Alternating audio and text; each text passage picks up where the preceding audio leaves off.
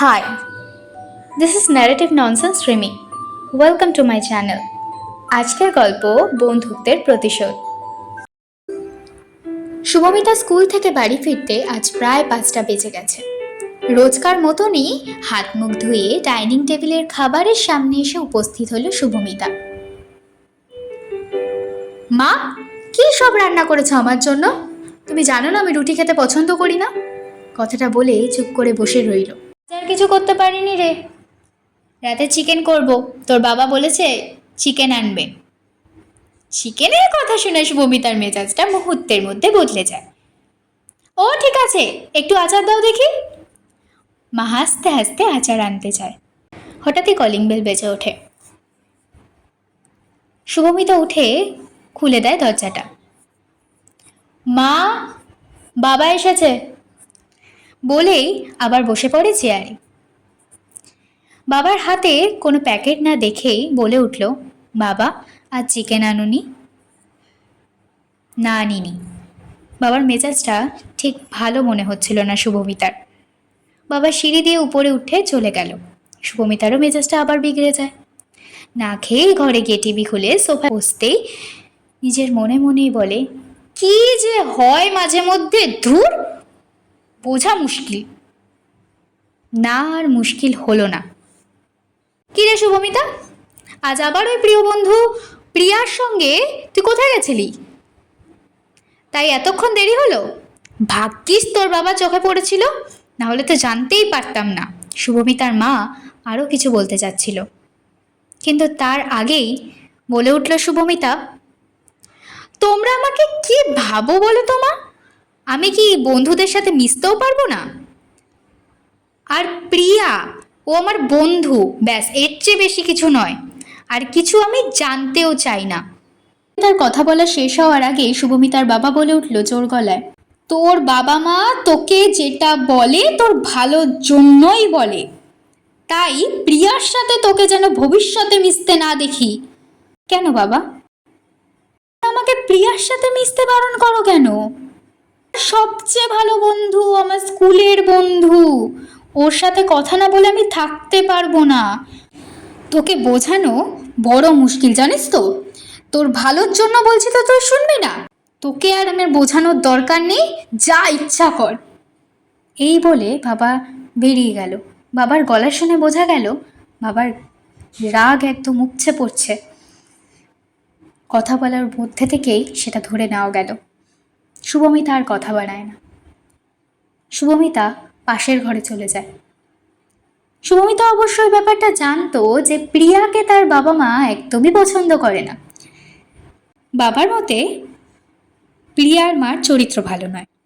প্রিয়ার বাবার মৃত্যুর পর প্রিয়ার মা বাইরে খুব খারাপ কাজ করে। প্রিয়া এত অভাবের মধ্যেও পড়াশোনা কত ভালো, কোনোবার সেকেন্ড হয় না, প্রতিবারেই ও ফার্স্ট হয়। পড়াশোনায় শুভমিতাকেও কত সাহায্য করে। তবে এই কথা শুভমিতার মা বাবার কানে গেলে হয়তো স্কুলে পাঠানো বন্ধ করে দেবে শুভমিতাকে। আজ শুভমিতা সত্যি সত্যি প্রিয়ার বাড়ি এসেছে, তবে সেটা খুবই দরকারি। আর এটা প্রথম প্রিয়ার বাড়ি শুভমিতার আসা। প্রিয়ার মা খুবই অসুস্থ, সেই দরকারে আজ প্রিয়া স্কুলে যেতে পারেনি। শুভমিতা আর তার স্কুলের এক বন্ধু রিমিকে নিয়ে দেখা করতে এসেছে প্রিয়ার সাথে, এবং তার মাকেও দেখতে। বাড়ি ফেরার সময় সে দেখল গলির মুখে তার বাবা দাঁড়িয়ে রয়েছে, এবং দূর থেকে দেখেই তা বোঝা যাচ্ছে খুব স্পষ্টভাবেই যে তার বাবা মারাত্মক রেগে রয়েছে। শুভমিতাকে এগাতে এসেছিল প্রিয়া এবং রিমি। শুভমিতা বাবার সামনে যাওয়ায় সবার সামনে তার বাবা সপাট একটা থাপ্পড় মারল তার গালে। শুভমিতার চোখ তখন জলে ভরে যায়। তার বাবা রাগ সামলাতে না পেরে প্রায় সবার সামনে এবং বিশেষ করে প্রিয়ার সামনে বলে বসলো, তোকে বারণ করেছিলাম তো প্রিয়ার সাথে মিশতে না। ও খারাপ মেয়ে, ওর মা চরিত্রহীন, ওর মা খারাপ কাজ করে বেড়ায়, বলতে থাকলো প্রিয়ার সামনে। লজ্জায় মাথা হেট হয়ে গেল শুভমিতার। কিছু বলতে পারল না প্রিয়াকে। প্রিয়া সবটা শোনা মাত্র ফিরে গেল নিজের বাড়িতে। বেশ কয়েক বছর পর আজ শুভমিতার একটা ভালো কোম্পানিতে ইন্টারভিউ। এর আগে ছোট কিছু কোম্পানিতে কাজ করেছিল, তবে সংসার চালানোর মতো মাইনে সে পেত না। অনেক দিন পেরিয়ে গেল বল, বড্ড মিস করি রে তোকে। জানিস তো আমার না খুব টেনশন হচ্ছে। তুই যদি থাকতি না প্রিয়া, তুই আমাকে বলতি, শুভ একদম ভাবিস না, চাপলেস থাক, হেব্বি হবে, তুই সিলেক্ট হবি। আজ না এটা বলার কেউ নেই রে, কেউ নেই। তোকে আমি বড্ড মিস করছি রে। চোখের জল মুছে বেরিয়ে পড়ল শুভমিতা ইন্টারভিউর জন্য। Coming sir. শুভমিতা আসতে দরজাটাকে ঠেলে দাঁড়িয়ে থাকলো। Yes coming. ঘরে 3 জন বসে, 2 জন মহিলা এবং 1 জন পুরুষ। মহিলা 2 জনের মধ্যে একজনকে খুব চেনা চেনা দেখতে এবং খুবই কম বয়সী ছিল তিনি, অনেকটা দেখতে প্রিয়ার মতো। থাক পাগল, প্রিয়া হবে নাকি? এটা হতেই পারে না। মিস করছি তো ওকে, ওই জন্য বারবার মনে হচ্ছে আমার। তবে যাকে অনেকটা প্রিয়ার মতো দেখতে ছিল সেই মহিলাটি কিন্তু একটা কথাও বলছে না। এবার শুভমিতা শিওর হলো যে এটা কেউ নয়, তারই বেস্ট ফ্রেন্ড প্রিয়া। তবে আমি কাউকে বুঝতে দিইনি। ইন্টারভিউ চলছিল। 7 দিনের মাথায় ওই কোম্পানি থেকে জয়নিং লেটার আসলো। মাকে সবটা বলায় শুভমিতার মা খুব খুশি। কোম্পানির প্রথম দিন, সে চায়নি তাকে প্রিয়া চিনতে পারে। হঠাৎ একজন এসে বলল কোম্পানির এমডি তাকে ডাকছে।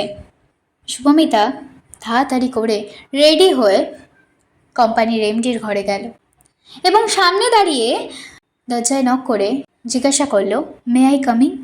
ভিতর থেকে উত্তর আসে, ইয়েস কামিং। শুভমিতা দেখলো যে প্রিয়া হচ্ছে সেই বিশাল কোম্পানির এমডি।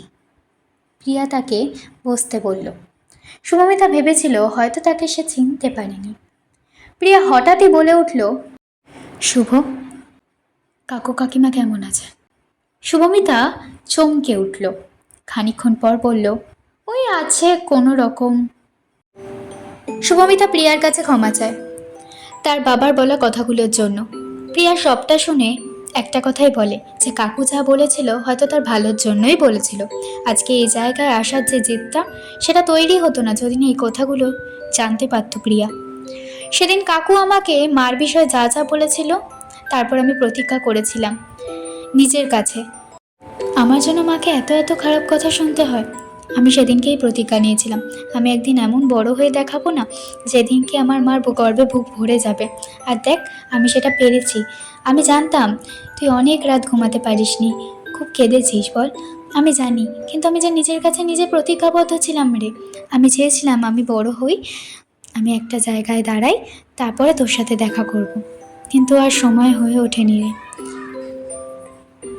জানিস তো, আমার মা আমার জন্য লোকের বাড়ি বাসন মেজে সেই রোজগারের সংসার, স্কুল, পড়াশোনার খরচ সবটা চালাতো। তখন তো আমি অনেক ছোট, মার পাশে দাঁড়াতে পারিনি তো। কিন্তু আমি বই বাঁধানোর দোকানে কাজ করে যা দিতাম তা মাকে দিতাম। সংসারে কিছুটা সাহায্য তো হতো বল। সৌমিতা সবটা শোনে এবং খুব ভেঙে পড়ে। প্রিয়া আর কিছু বলতে পারে না। প্রিয়া বলে, আরে পাগল, তুই কাঁদছিস কেন? বলে জড়িয়ে ধরে।